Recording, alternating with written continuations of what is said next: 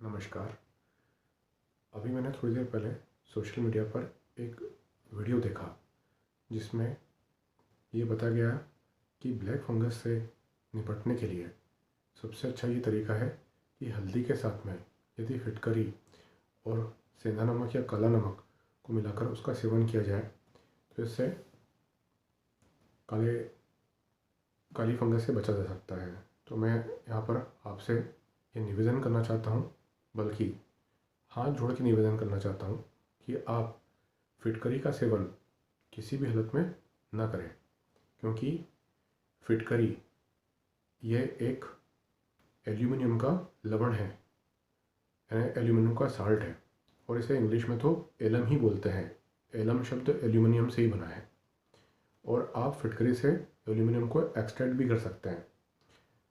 तो फिटकरी का आप सेवन कतई मत करें, क्योंकि एल्यूमिनियम एक बेहद घातक विषैला स्लो पॉइजन है। मतलब इसका असर धीरे धीरे शरीर पर करता है और ये इतना घातक होता है कि ये किडनी को डैमेज करता है और इसका जो डैमेज होता है वो इरिवर्सिबल होता है। मतलब एक बार उसने डैमेज किया तो उसको आप वापस से रिकवर भी नहीं कर सकते हैं।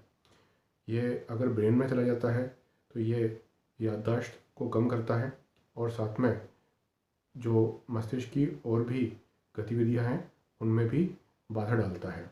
इसके अलावा दमा का रोग, और ये हड्डियों में चला जाता है तो वहाँ पर खून भी नहीं बनने देता है और हड्डी के अनगिनत रोग का कारण बन जाता है। इस एल्यूमिनियम की स्लो पॉइजनिंग के ऊपर राजीव दीक्षित का व्याख्यान निश्चित सुनने लायक है, जो मैं आपको सजेस्ट करूँगा कि आप राजीव दीक्षित की बातें, मेरी इन बातों की बात में ज़रूर सुने। और मैं चाहूँगा कि आप निश्चित तौर पर सुने, क्योंकि आपका माइंड इस चीज़ को लेकर बहुत ही सतर्क हो जाएगा इसके बाद में कि हम ये क्या कर रहे हैं। और मुझे ये समझ में नहीं आता कि इन लोगों के पास में इस टाइप के आइडिया पता नहीं कहाँ से आ जाते हैं। आयुर्वेद की किसी भी किताब में ये नुस्खा नहीं लिखा हुआ है कि आप फिटकरी का सेवन करें, और ये पता नहीं कहाँ से इनको फिटकरी तक बोलना नहीं आता है, पता नहीं क्या बोलते हैं उसको, और ऊपर से ये बोलते हैं कि इसका सेवन करो और लोगों के जीवन को खतरे में डाला जा सकता है इसके माध्यम से। तो मैं ये सोच रहा था कि इनके दिमाग में ये आइडिया पता नहीं कहाँ से आ गया, लेकिन फिर मुझे याद आया कि वैक्सीन में भी एल्यूमिनियम का साल्ट पड़ा हुआ है। तो इन्होंने उसको कोरिलेट किया कि वैक्सीन में क्योंकि एल्यूमिनियम का साल्ट है और फिटकरी भी एक एल्यूमिनियम का साल्ट होता है, तो क्यों ना लोगों को भी फिटकरी का परामर्श दिया जाए।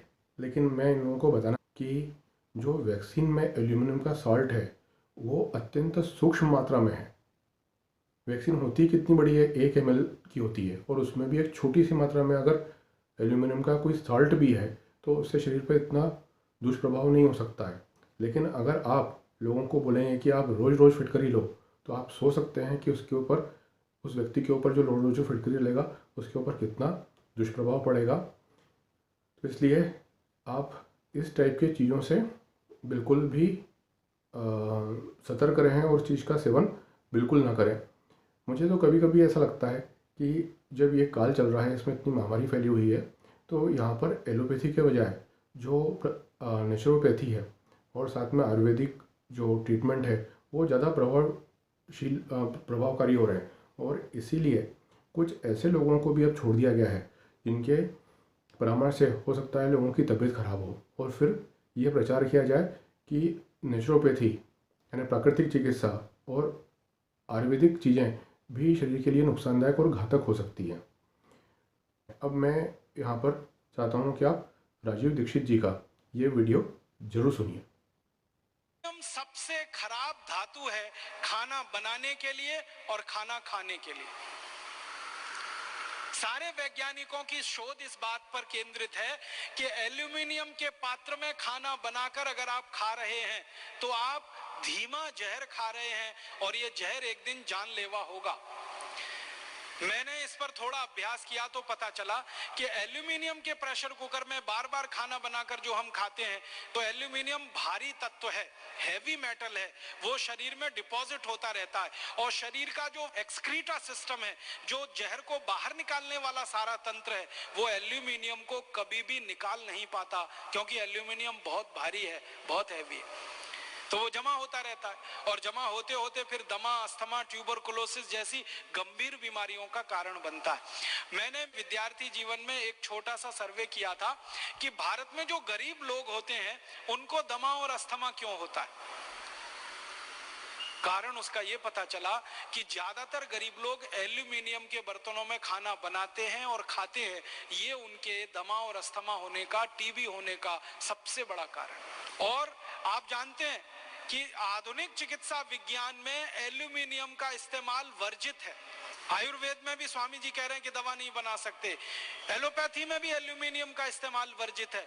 लेकिन उस एल्यूमिनियम का करोड़ों टन में विदेशों से हम इंपोर्ट करके प्रेशर कुकर बना के घर घर में इस्तेमाल कर रहे हैं और खुद दमा, ट्यूबरकुलोसिस, अस्थमा के शिकार हो रहे हैं। हमें खुद नहीं मालूम है कि हमारे दमा का कारण प्रेशर कुकर है, हमारे दमा का कारण, हमारे कैंसर का कारण, गंभीर बीमारियों का कारण वो एल्यूमिनियम है जिससे प्रेशर कुकर बना है। किडनी फेल होने का कारण वो एल्यूमिनियम। मैं आपको एक पुरानी जानकारी देना चाहता हूं, तब आप इसकी भयावहता को समझ पाएंगे। जब अंग्रेजों की सरकार इस भारत में चलती थी और क्रांतिकारी अंग्रेजों के खिलाफ धरना प्रदर्शन करते थे और उनके सत्याग्रह होते थे और आंदोलन चलते थे, तो अंग्रेज सरकार क्रांतिकारियों को जेल में बंद करती थी। और अंग्रेज सरकार का यह उद्देश्य रहता था कि ये क्रांतिकारी जल्दी से मरे। तो जेलों में जितने क्रांतिकारियों को बंद किया जाता था उन सबको एल्यूमिनियम के पात्र में ही भोजन दिया जाता था ताकि जल्दी मरे। अंग्रेजों की सरकार ने बाकायदा इसके लिए कानून बनाया था। हमारे देश के अमर शहीद भगत सिंह को, चंद्रशेखर को, अशफाकुल्ला को, तात्या टोपे को, अजीमुल्ला को, अमजद खान को, सारे के सारे क्रांतिकारियों को जेलों में अंग्रेजों ने जब बंद किया तो एल्यूमिनियम के पात्र में उनको चाय मिलती थी, एल्यूमिनियम के पात्र में चावल, दाल, रोटी, सब्जी सब दिया जाता था ताकि इनके शरीर में एल्यूमिनियम जाए और ये क्रांतिकारी मरे ताकि अंग्रेज सरकारों का रास्ता साफ हो। इस आधार पर अंग्रेज ये कानून बनाकर चलाया करते थे। अंग्रेजों के जाने के 63 साल के बाद भी हमारे देश की जेलों में अभी भी कैदियों को एल्यूमिनियम के बर्तनों में ही खाना मिलता है, क्योंकि अंग्रेजों के समय का जेल का कानून अभी तक बदला नहीं गया है।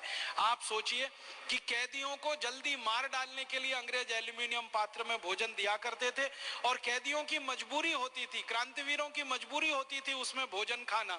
लेकिन हमने तो हमारे घर में प्रेशर कुकर लाकर अपनी इच्छा से, अपने शौक से, अपने मरने का इंतजाम किया हुआ है।